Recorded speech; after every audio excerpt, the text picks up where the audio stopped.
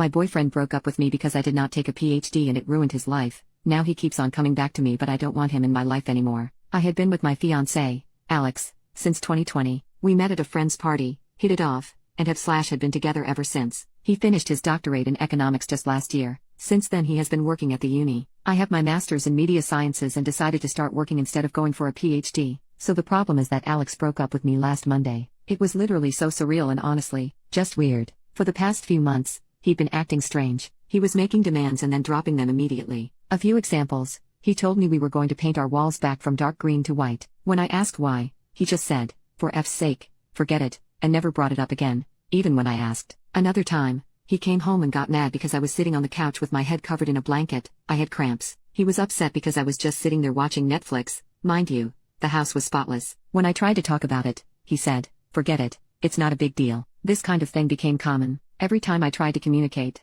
tried to figure out what was going on, whether it was something I did or maybe he was just stressed at work, he would just say everything was fine, but he was clearly seething with rage. I didn't even have to do anything. He would find something to complain about: the apartment, clothes, me, work, etc. So, I gave him space, which apparently was also wrong. I told him I was going to help my parents with repairs for a few days, and somehow that was also wrong because he wanted to renovate the apartment too. Then, on Monday, I got a text saying we needed to talk. I knew what was coming, and after the last few months, I had made peace with it. When I came home, he was sitting on the couch. He didn't even wait for me to take off my jacket before saying, "I want to break up." Then the verbal diarrhea started. He told me he resented me, first, because I didn't pursue my academic career further, even though I was capable, and he didn't want to upset me at the time. Then, when I started making more money, since he didn't make much as a PhD student, he felt like I should have the last word financially, and he hated it. Mind you, I never said anything like it's my money, so I have the final say. That's a rule he imposed on himself, and he hated it. He said he hated our paint scheme,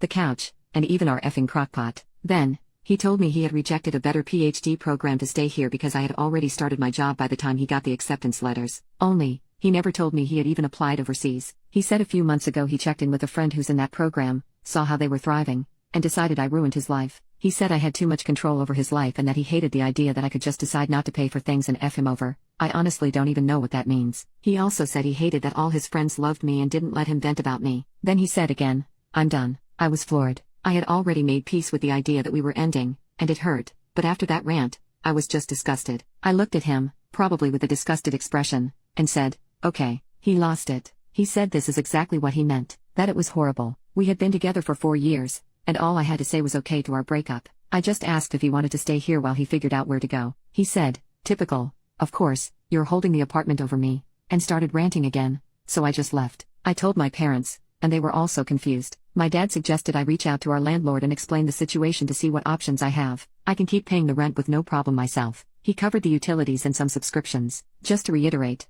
I never had a problem with this. I saw that he was chasing his dream, and that was more important to me than a 50-50 financial split. I make good money and am happy at my job. I never saw it as slaving away. I always had the mentality that my money was our money because we were building a life together. Of course, I had my own savings and fun money, but I honestly never cared. As long as I felt he was working towards something and wasn't taking advantage of me, I was fine with it. More than fine. Alex is still mad. He's going between texting me like a robot about the logistics of the split to being a seething a-hole complaining about everything. I'm not even hurt anymore. I just feel nauseated by him at this point. I don't know. Should I have reacted differently? Update to start. Alex moved out pretty quickly after the breakup. He has been staying with a friend, and we sorted out everything like mail, subscriptions, and the lease. I'm also in the process of adopting a cat. Her name is Luna, but I have been thinking about changing it since my family already has 2 pets named Luna, Moon, and Kamar. She is still at her foster home for now, but I have visited her a few times, and I already adore her. She is a scrappy little tabby who follows her foster mom around like a shadow,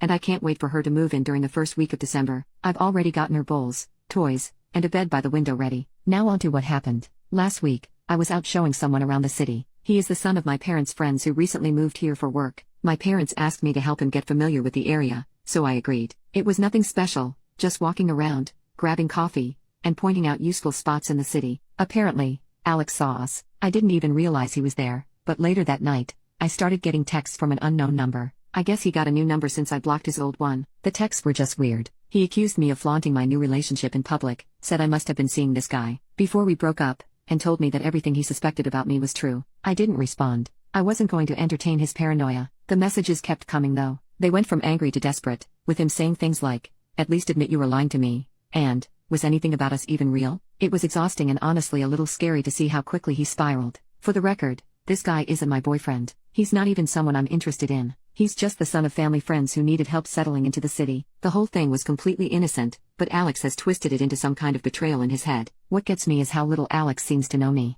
I'm not the type of person to jump into a relationship so soon after everything that happened. Even if I were, it wouldn't be any of his business. We are done. I've made that clear. After I didn't respond to his texts, Alex started calling. I didn't pick up, but the voicemails were a mix of angry rants and desperate pleas. I ended up blocking his new number too. It feels ridiculous that I have to keep doing this, but I guess this is where we are now. Then this weekend, I went out to a bar with my friends. A few hours in, guess who walked in? Alex. I don't know if it was a coincidence or if he followed me there, but as soon as he spotted me, he came straight over. He was clearly upset, asking to talk, and I told him no. My friend stepped in, and thankfully, he left without causing a scene, but it ruined my night. It felt like I couldn't escape him, no matter where I went or what I did. When I got home later that night, I was completely drained. I had just started to relax when I heard a knock on my door. It was Alex, standing there in tears. He started crying, saying he missed me, that he didn't understand why I was doing this to him, and that he didn't know how to move on. It was like all the anger from earlier had been replaced with this desperate sadness.